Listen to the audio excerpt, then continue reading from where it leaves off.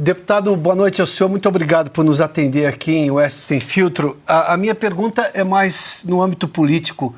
O senhor chegou a conversar com o deputado Hugo Mota, que preside a casa na qual o senhor é deputado, ou mesmo com o presidente do Congresso, o presidente do Senado, Davi Alcolumbre, que nós estamos vendo aqui, se por um acaso essa medida for adiante, e do ponto de vista do direito, me parece que o ministro só deveria arquivar, mesmo assim ele pediu a opinião da Procuradoria-Geral da República, enfim, tudo pode acontecer, inclusive uma manifestação contrária da PGR, e ele determinar mesmo assim, o senhor já citou outros precedentes, não seria novidade. Mas, enfim, qual é a posição? O senhor chegou a conversar com o Hugo Mota, porque nós estamos falando de um parlamentar que tem um artigo, os parlamentares têm um artigo só deles na Constituição.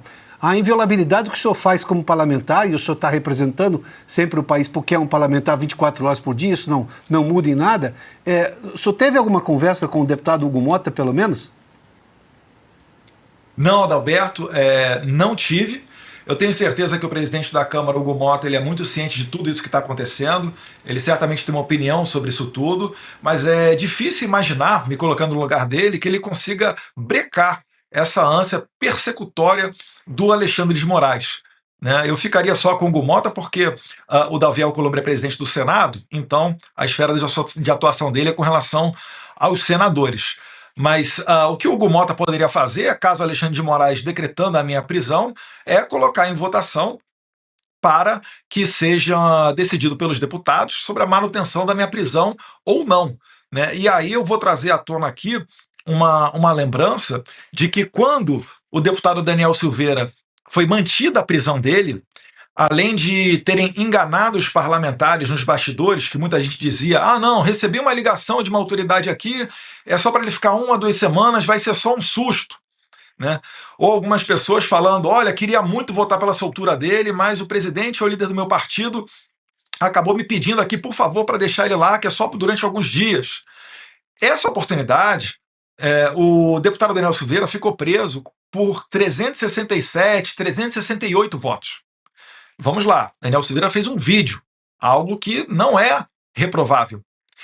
E se a gente voltar agora no tempo um pouquinho mais recente, a gente teve a ocasião do julgamento da prisão do deputado Brazão, que é acusado do assassinato da vereadora Marielle Franco. Uma conduta muito mais grave, onde os deputados deveriam ter colocado mais de 400 votos para condenar o Brazão, porque é uma conduta muito mais reprovável do que fazer um vídeo, igual o Daniel Silveira fez. No entanto, né, o deputado Brazão, ele quase foi solto. Por pouco, por cerca de 20 votos, o deputado Brazão acabou não sendo liberado. O que eu quero dizer com isso? Eu quero dizer que a Câmara dos Deputados está resgatando o espírito de corpo, está colocando a mão na consciência e cada vez mais não tende a seguir os desmandos da Suprema Corte, que está invadindo demais a competência do Legislativo. E é uma loucura imaginar que ministros do STF venham a pisar no terreno político e não sejam alvo de críticas, igual todos nós que somos deputados acabamos sendo. Até vocês aí da Revista Oeste, que são jornalistas, quando vocês emitem a opinião de vocês, vem gente dando bordoadas de tudo quanto é lado. E a gente entende que isso é natural da democracia. Né? Insano é imaginar que o ministro da Suprema Corte vai pisar no terreno político e vai ficar livre de ser criticado. Né? Não vai.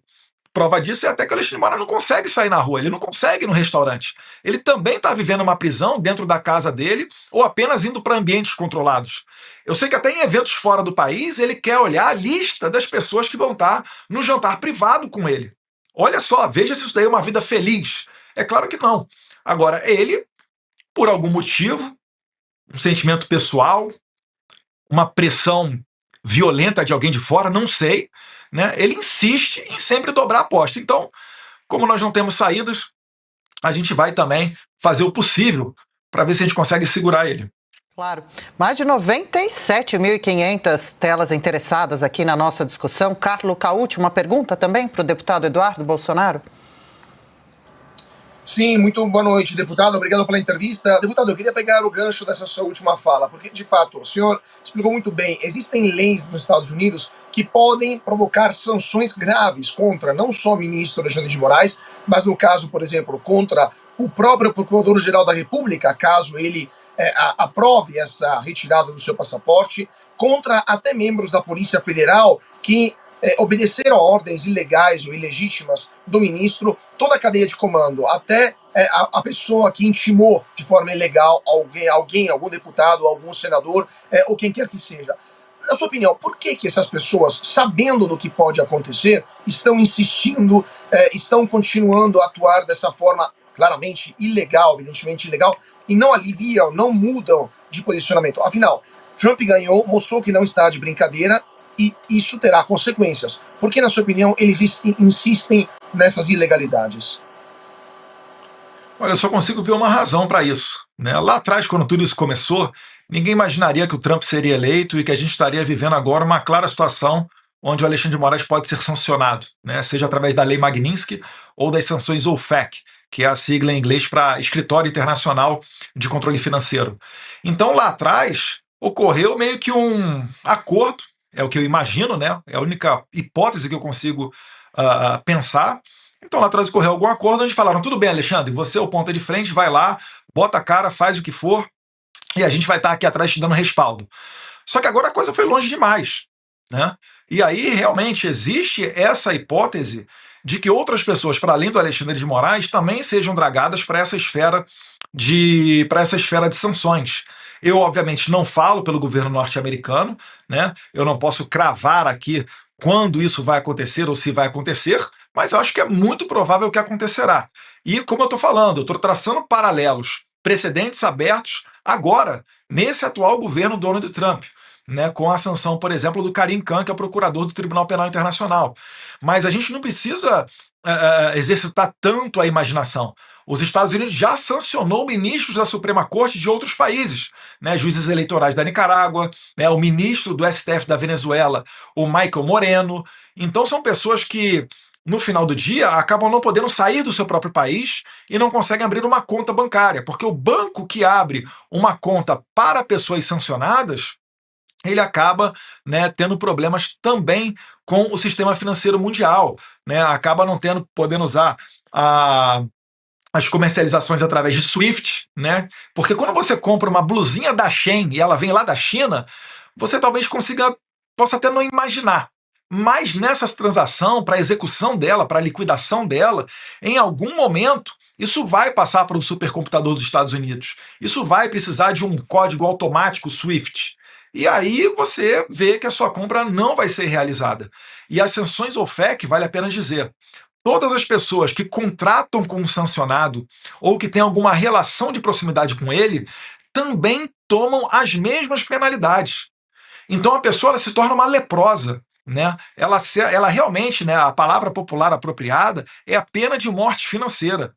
O Alexandre de Moraes ele vai poder estar milionário, que ele não vai conseguir gastar esse dinheiro dele.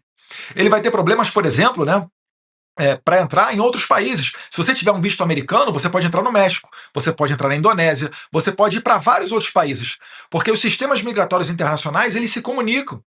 Então, assim, quando uma pessoa está em alguma espécie de lista negra, né, de um sistema de impedidos, esses sistemas também se comunicam com os Estados Unidos. Então, talvez o Alexandre de Moraes tenha problemas para ir para outros países. Já acabou. Aquele período dele ficar dando palestra, falando de democracia e liberdade. Sequer ele vai conseguir agora ouvir as críticas dos brasileiros em Nova York, quando ele for lá participar de um evento do LIDE do João Dória, por exemplo. Então as coisas estão mudando. Claro, isso exige sacrifício. Estão pedindo aí 40 anos de prisão para o Jair Bolsonaro, né? Estão usando o pessoal do 8 de janeiro como meio para se criar uma narrativa que justifique uma prisão do Jair Bolsonaro, tirando ele da corrida presidencial de 2026, né, o líder das pesquisas, para ver se dão um fôlego ao governo Lula e também para ver se eles solidificam, né, se eles finalizam essa trajetória de poder e passem, de fato, a transformar o Brasil na Venezuela. Eu espero que não, e eu trabalho para que o Brasil sofra essa quimioterapia agora.